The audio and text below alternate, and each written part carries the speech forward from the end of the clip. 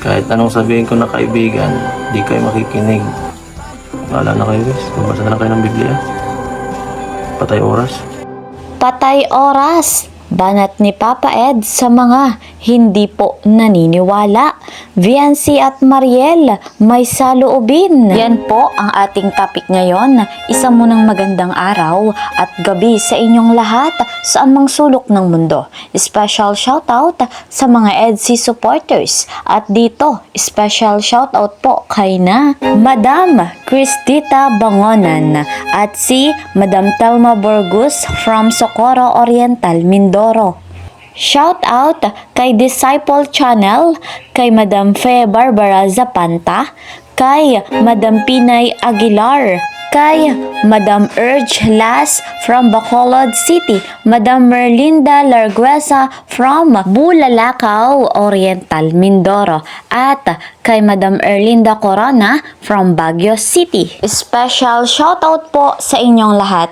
Mega love shoutout naman sa mga ka-member ko sa Karepa, Kalingap, Reactor, Partner, mga OFW dyan, silent viewers. Mega love shoutout po sa inyong lahat. Gaya naman po ng aking laging hiling sa inyong lahat, patuloy nating suportahan ang ama ng Kalingap, Kuya Val Santos Matubang. Gayon din po si Kalingap Rob kasama ng buong pamilya ng kanilang may bahay, Ate Edna Vlogs and Jackie Tapia. Sa mundong ito, ang layunin nila ay maraming mabigyan ng pabahay, scholarship at financial assistance. Kaya po deserve nila na panoorin natin yung kanilang vlogs. Malaking tulong po yon para mas marami pang malingap. Ako din po na inyong lingkod ay hindi po nagsasawa na sa inyong lahat ay maglambing sa bago po sa aking channel. Please po subscribe, like and share my videos. At kung gusto nyo po na lagi kayong updated, click the notification bell.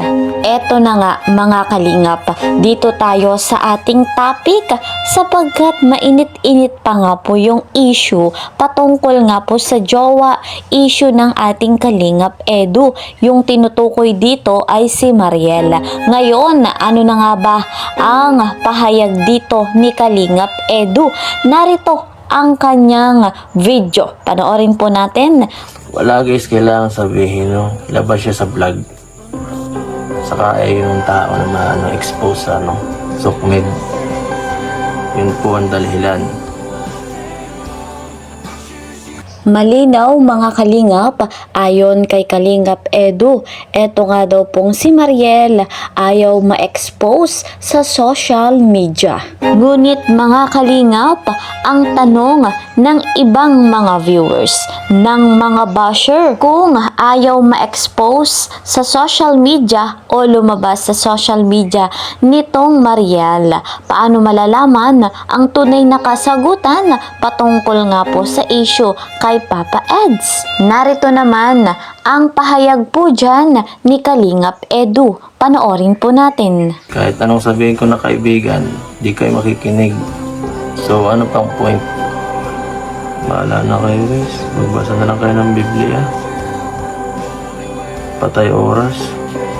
Yung mga basher na kung ano pinagsasabi, mga yan, mga maraming time sa buhay lalo na't sikat, syempre pag sikat maraming kaibigan at maraming humahanga, maraming gusto makisawsaw.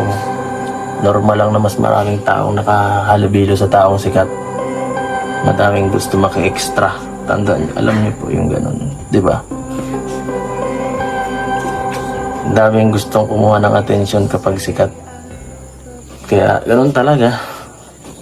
Normal lang po yung bashing, kaya So, ayan po guys, mga kalingap, mga viewers dyan, mga bashers dyan. Pakinggan naman natin, paniwalaan naman natin si Papa Eds. Hindi nga daw po sila magkarelasyon o magjowa nitong si Mariel. Ang tangi lamang daw pong relasyon nila ay bilang magkaibigan. Dahil nga po dyan, ayaw nang sayangin ni Kalingap Edu ang kanyang oras patungkol sa isyong ito. Kanya nga pong nabanggit, patay oras lamang yung ganyang pagkakataon. Yang ganyang usapin. At eto pa mga kalingap, kanyang sinabi magbasa na lamang ng Biblia kung ayaw nga daw po siyang paniwalaan. Batid natin na merong saloobin si Viancy at Mariel patungkol sa isyong ito.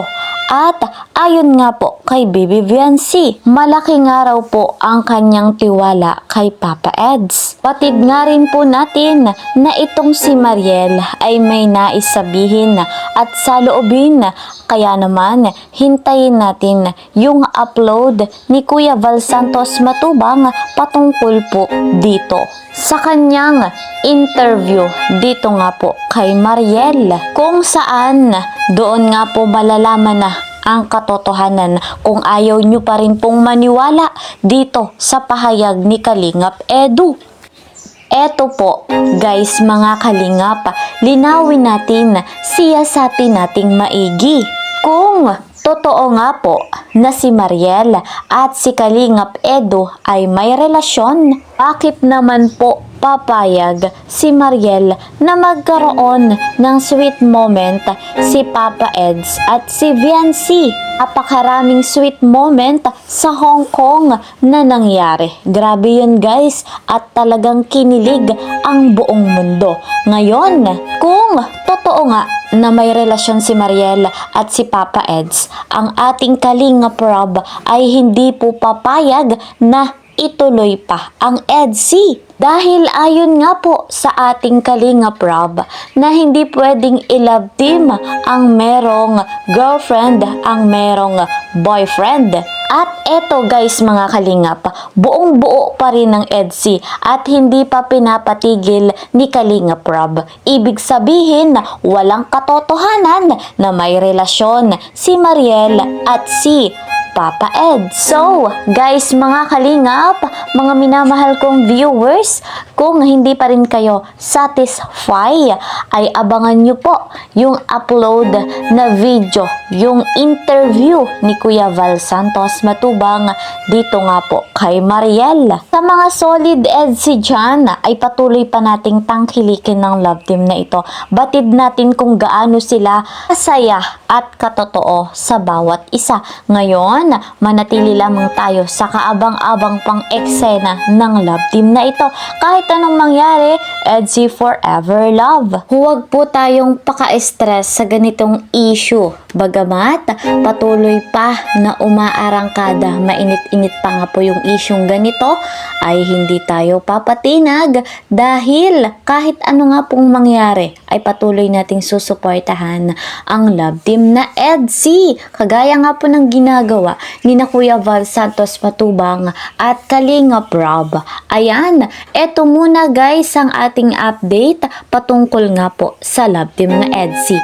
See you po sa next video. Ingat po kayo palagi. God bless everyone. God bless Team Kalingap. Bye-bye!